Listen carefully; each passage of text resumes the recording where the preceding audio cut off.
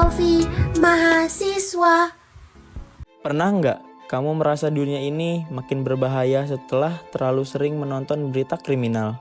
Atau merasa standar cantik itu harus putih, glowing, dan sempurna karena sering melihat konten beauty di media sosial? Tanpa sadar, apa yang kita tonton setiap hari bisa perlahan membentuk cara kita melihat dunia. Ini bukan sekedar opini, tapi dibahas dalam salah satu teori komunikasi massa, yaitu teori kultivasi. Teori kultivasi atau cultivation theory merupakan salah satu teori dalam komunikasi massa yang dikembangkan oleh George Gerbner dan rekan-rekannya sekitar tahun 1960-an. Awalnya, teori ini muncul dari penelitian tentang pengaruh televisi terhadap penonton. Pada masa itu, televisi menjadi media massa yang sangat dominan dan sering dikonsumsi oleh masyarakat dalam kehidupan sehari-hari. Secara sederhana, teori kultivasi menjelaskan bahwa paparan media yang dilakukan secara terus-menerus dan dalam jangka panjang dapat membentuk persepsi seseorang terhadap dunia nyata.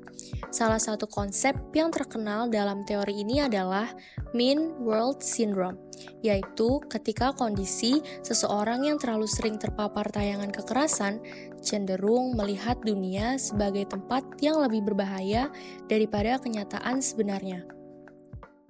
Dalam teori kultivasi ada beberapa konsep utama yang penting untuk kita pahami.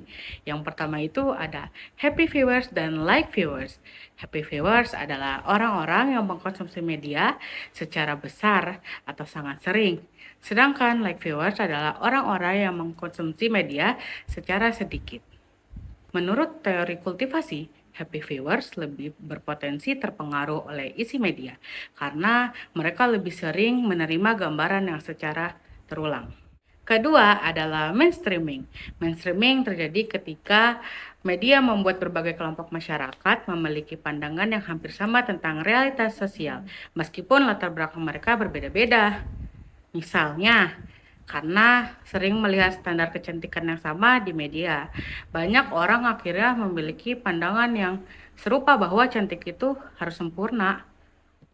Ketiga adalah resonance.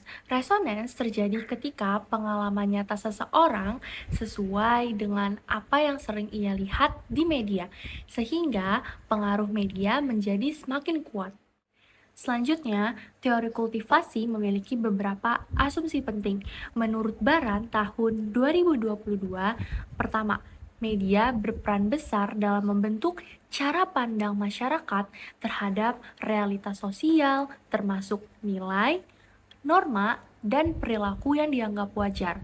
Yang kedua, pengaruh media yang terjadi secara perlahan melalui paparan yang berulang dalam jangka panjang. Ketiga, semakin sering seseorang mengonsumsi media, maka semakin besar juga kemungkinan ia melihat dunia sesuai dengan gambaran yang ditampilkan media. Supaya lebih mudah dipahami, kita bisa lihat contoh sederhana dalam kehidupan sehari-hari. Misalnya, seseorang sering menonton konten beauty di media sosial. Hampir setiap hari, ia melihat wajah yang mulus, tubuh ideal, outfit mahal, dan gaya hidup yang terlihat sempurna. Lama-kelamaan, ia bisa merasa bahwa penampilan seperti itu adalah standar normal. Padahal, apa yang tampil di media seringkali sudah melalui proses editing, filter, pencahayaan, angle kamera, bahkan strategi branding yang harus dimiliki semua orang. Jadi, dapat disimpulkan bahwa teori kultivasi menjelaskan bagaimana media massa dapat membentuk persepsi masyarakat terhadap realitas sosial melalui paparan yang berulang dan dalam jangka waktu yang panjang.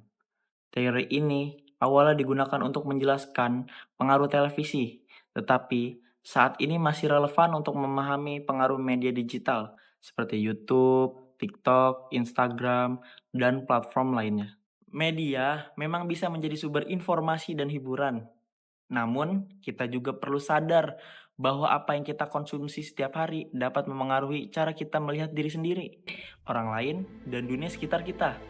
Karena itu, penting bagi kita untuk menjadi audiens yang lebih kritis.